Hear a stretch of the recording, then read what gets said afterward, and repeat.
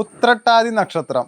ഉത്രട്ടാതി നക്ഷത്രക്കാർക്ക് ഈ ജൂലൈ മാസത്തിൽ എത്ര ചെയ്താലും ശരിയാവാത്ത ഒരു കാര്യം എന്തെങ്കിലുമൊക്കെ ഉണ്ടായിട്ടുണ്ടാവും. ഒരു അപൂർവമായിട്ടുള്ള ഒരു ആത്മവിശ്വാസം കൊണ്ടാണ് ശരിക്കും പറഞ്ഞ ജൂലൈ നിങ്ങൾക്ക് കടന്നു പോയിട്ടുണ്ടാവുക. ചില നിക്ഷേപ തീരുമാനം അതും തെറ്റിപ്പോയിണ്ടാവും.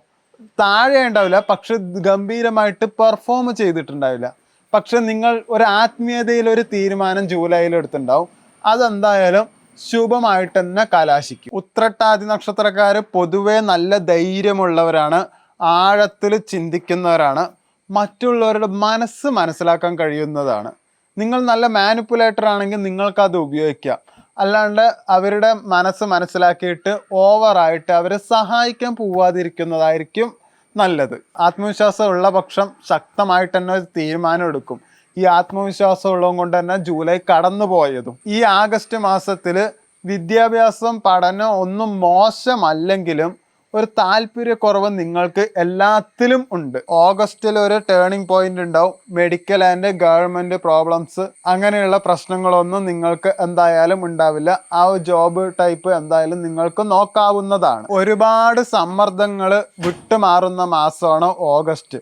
ഫ്രീലാൻസ് ജോബ് എന്നിവയെല്ലാം നോക്കുന്നുണ്ടെങ്കിൽ അതെല്ലാം നിങ്ങൾക്ക് നല്ലൊരു ഫേവർ തന്നെ ആയിരിക്കും. നിങ്ങൾക്കായിട്ട് കാത്തിരുന്ന ഒരു അവസരം എന്തായാലും ഓഗസ്റ്റിൽ ഉണ്ടാവും. ബിസിനസ് ചെയ്യുന്നവർക്ക് എന്തായാലും ഒരു പാർട്ട്ണർഷിപ്പ് ഡ്രാഫ്റ്റ് എന്തായാലും വരാം. ചില പഴയ ബന്ധങ്ങളെല്ലാം വരാൻ സാധ്യതയുണ്ട്.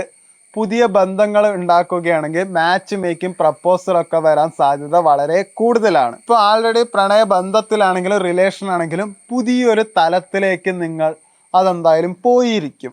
ചെറിയ ഫിനാൻഷ്യൽ സ്റ്റെബിലിറ്റി നിങ്ങൾക്ക് എന്തായാലും ഉണ്ടാവും. പണക്കാരായ ബന്ധുക്കളിൽ നിന്നും നിങ്ങൾക്ക് എന്തായാലും നല്ല ഒരു സപ്പോർട്ട് ഫിനാൻഷ്യലി എന്തായാലും ഉണ്ടാവും. കുടുംബത്തിൽ എന്തായാലും സന്തോഷം ഉണ്ടാവും. പിതാവിൽ നിന്നും മാതാവിൽ നിന്നും നല്ല ഒരു സപ്പോർട്ട് ഉണ്ടാവും. ഇമോഷണലി നല്ല സപ്പോർട്ട് ഉണ്ടാവും. അതുകൊണ്ട് അത് ആസ്വദിക്കുന്നതാണ് നല്ലത്. ഈ മാസം ധ്യാനം, കർമ്മശുദ്ധി, ക്ഷേത്രം സന്ദർശിക്കുന്നത് ഇതെല്ലാം നിങ്ങൾക്ക് നല്ലതായിരിക്കും.